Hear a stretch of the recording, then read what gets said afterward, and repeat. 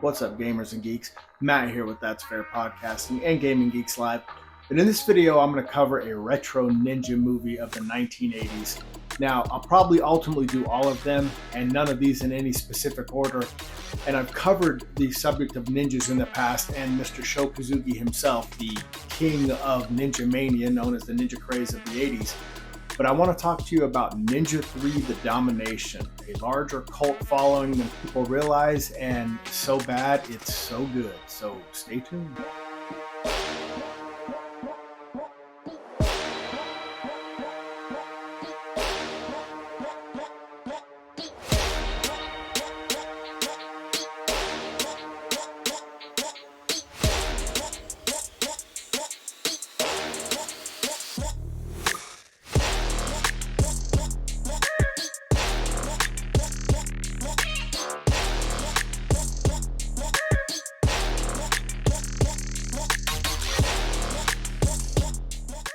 Yes, Gen X. As a kid growing up in the 80s, I remember being such a massive ninja fan. There was nothing like the ninja phenomenon known as Ninja Mania of the 1980s. And like I said, I've covered a couple of videos in the past, one on Sho Kosugi himself and one just strictly on the Ninja Mania. But I want to talk about Ninja 3: The Domination and why so many critics and so many people have said it's so bad, yet for some reason it's so damn good. But if you are new here, please feel free to subscribe to That's Fair Podcasting or Gaming Geeks Live, whichever you're watching this on.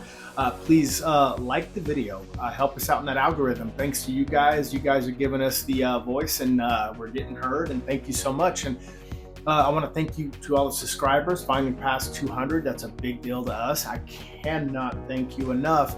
And if you don't do any of those things, you just want to watch this pointless video, thank you so much. This is just my rambling of Ninja 3: The Domination, a awesome movie. But what can be said about the ninja craze of the 80s, man? Sho Kosugi was to me, the face of it. And then you had Tadashi Yamashita. You had Michael Dudikoff in The American Ninja.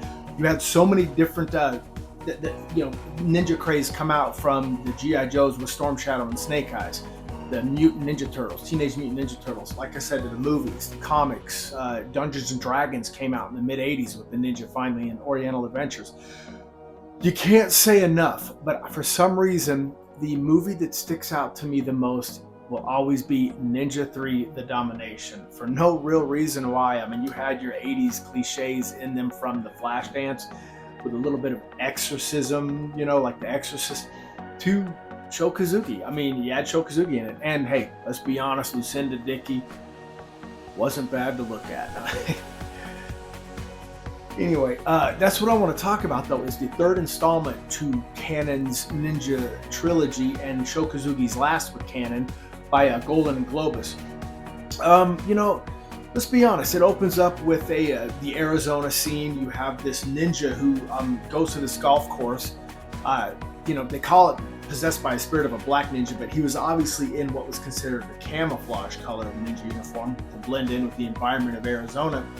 And he assassinates a primary target, an important figure on the golf course. But in doing so, he needs to escape. And by escaping, it just sets the scene for a great, golf course scene where he's fighting this important guy. He might have been a politician of some sort, fighting his bodyguards, and then he has to escape the police, and ultimately is chased out into the desert with some great stunt work from the police car chasing him, and he flips over onto it and is able to, it's 80s ninja. So at that time, it was real for me. But he punches through the roof, and ultimately, lassos a grappling hook onto a palm tree and spins around, kicks some people off a bike. Obviously, finally climbs a palm tree, gets his way up onto the helicopter, and Sho Kosugi puts the Moonstar Shuriken in between his toes. Because it was Sho Kosugi doing a lot of the stunt work as far as the ninja choreography of it. And anyway, he puts it between his toes and kicks into the helicopter and gets the pilot. And anyway, it's so bad, it's great. And ultimately, the ninja would meet his demise at the hands of all these law enforcement officers that literally just start shooting him and plugging him, and ultimately he ends up, burying himself with a smoke bomb beneath the sand, and he has to find his way. But at that point, the damage is done and he's dying. So he stumbles upon a telephone wire operator, Christy, played by Lucinda Dickey, who's listening to her 80s music. And all of a sudden, she catches the glimpse of the ninja and he gives her the sword and then he dies right there. Well, this would ultimately cause Christy to become possessed by the spirit of this ninja, which me and my friend always wondered, with all the God-given abilities that this ninja had, he had to be like a demon or something. In our opinion, he was a demon spirit, so to speak. But ultimately, he's passing his spirit on to Christy and is to exact revenge on all the police officers that killed him. And as you know, Billy, the half human, half werewolf dude, was hairy, nasty, short. Come on, our chick Lucinda Dickey was not going to fall for that guy. But apparently Christy falls for Billy in this one. And she starts a troubled relationship with him, all the while dressing up in the same camouflage ninja gear, where she goes back to the cave where the original ninja started off in the movie, gathers some of his weapons and whatnot, and starts going on this assassination spree, killing these police officers and whatnot. Well, Billy starts to take an invested interest in it. And ultimately, Billy wants to take her to a Japanese exorcist, played by James, I believe, Hong, who is Miyashima is the name, I believe, in the movie. And ultimately, he's able to do his Japanese little exorcism, and shit starts going haywire, getting a little Linda Blair action. The only thing missing was pea soup. But, she does the spinning, and she basically starts making the laughter and saying, "I am a ninja," and ultimately, they realize they need to find a ninja that can kill this ninja.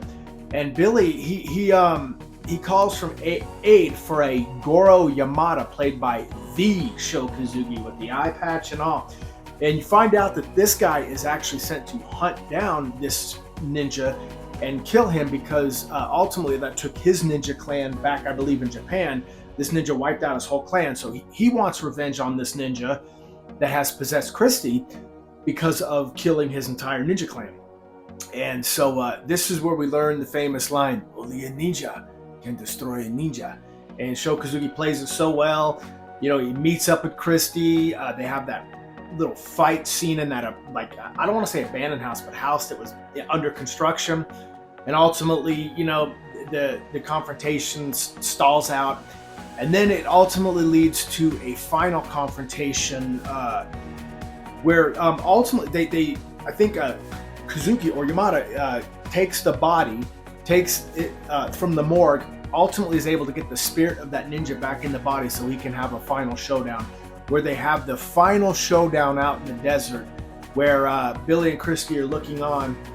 And I think it's kind of running neck and neck there for a little bit, and then Kazuki's kind of in trouble until I believe Christy runs up and gets impales the evil ninja, and then Kazuki's able to finish him by I believe it was a tanto, right into the top of the head to finish off the evil ninja. And that would be Sho Kazuki's last hurrah with Canon Films, until he went on his own to do his own independent films, which I love them all.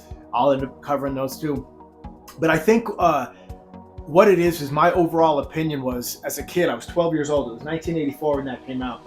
And that was the second ninja. I didn't see him in chronological order. I first saw Enter the Ninja, then I saw Ninja 3 The Domination, then I saw Revenge of the Ninja. Revenge of the Ninja, probably the best, but it's hard for me not to say that Ninja 3 The Domination is not my favorite. It had everything. I'm an 80s guy. I'm stuck in the 80s. I'm retro. And it had everything from your Flashdance kind of shit to The Exorcist, which was more in the 70s. And it had Sho Kazuki. It had Lucinda Dickey, who was in some of the Break-In movies, obviously. But guys, in short, in closing, I think that I still get a weird high watching this movie. My wife bought the DVD, ordered it off Amazon not too long ago, and I rewatched it. And guys, it's so bad, it's great. I don't have anything negative to say about the film. As a kid growing up in the 80s, believing all this ninja hype, everything was realistic because ninjas could do no wrong. As you get older, you see how remarkably cheesy these become, but it's really not the point. The point is you get to enjoy these movies almost still like you did as a kid. And that's pretty much it. If I had to give Ninja 3 The Domination overall grade, I give it an A. Not a minus, not a plus, just an A. good old-fashioned A. There's a reason why it's got a large pop culture following. And anyway, guys, that's sort of my thing. I just wanted to go over Ninja 3: The Domination and what that movie meant to me. And again, thank you so much for watching. By joining me, I sincerely appreciate it. It means the world to me. And again, please subscribe to That's Fair Podcasting or Gaming Geeks Live, whatever channel you watch it on. Like the video. We're at your mercy. You guys are helping. Again, subscribers, thank you so much for jumping on. It sincerely means the world to me. And to all you gamers and geeks out there, all love. And I'm outro.